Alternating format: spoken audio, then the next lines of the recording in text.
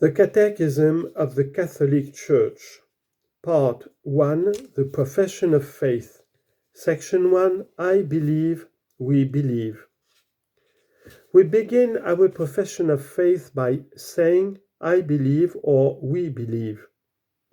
Before expounding the Church's faith as confessed in the Creed, celebrated in the liturgy, and lived in observance of God's commandments and in prayer, we must first ask what to believe means. Faith is man's response to God, who reveals himself and gives himself to man at the same time, bringing man a superabundant light as he searches for the ultimate meaning of his life. Thus, we shall consider first that search, chapter 1. Then the divine revelation by which God comes to meet man, chapter 2. And finally the response of faith, chapter 3. Chapter 1, Man's capacity for God. Number 1, the desire for God. The desire for God is written in the human heart because man is created by God and for God, and God never ceases to draw man to himself. Only in God will he find the truth and the happiness he never stops searching for. Quote from Gaudium et Spes. The dignity of man rests above all on the fact that he is called to communion with God. This invitation to converse with God is addressed to man as soon as he comes into being. For if man exists, it is because God has created him through love, and through love continues to hold him in existence. He can't live fully according to truth unless he freely acknowledges that love and entrusts himself to his Creator. End of quote.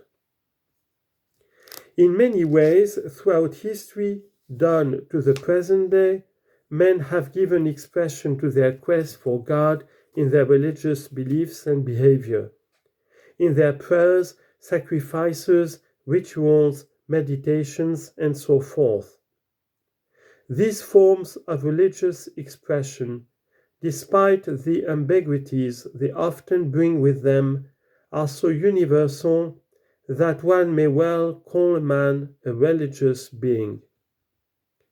Quote from the Acts, "From one ancestor God made all nations to inhabit the whole earth, and he allotted the times of their existence and the boundaries of the places where they would live, so that they would search for God and perhaps grope for him and find him.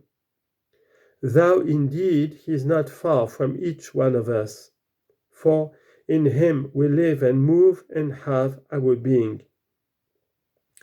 Quote from the Acts of the Apostles, chapter 17, verse 26 to 28. But this intimate and vital bond of man to God can be forgotten, overlooked, or even explicitly rejected by man. Such attitudes can have different causes: revolt against evil in the world, religious ignorance or indifference, the cares and riches of this world, the scandal of bad example on the part of believers, currents of thought hostile to religion, finally that attitude of sinful man which makes him hide from God out of fear and flee his call. See Genesis chapter 3 verse 8 to 10 and Jonas chapter 1 verse 3. Let the hearts of those who seek the Lord rejoice. Psalm 105 verse 3. Although man can forget God or reject him, he never ceases to call every man to seek him so as to find life and happiness. But this search for God demands of man every effort of intellect, a sound will, an upright heart, as well as the witness of others who teach him to seek God.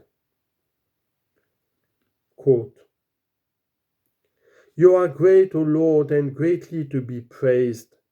Great is your power, and your wisdom is without measure. And man, so small a part of your creation, wants to praise you.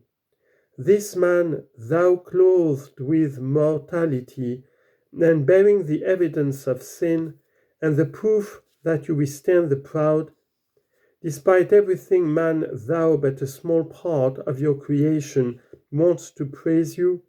You yourself encourage him to delight in your praise, for you have made us for yourself, and our heart is restless until it rests in you."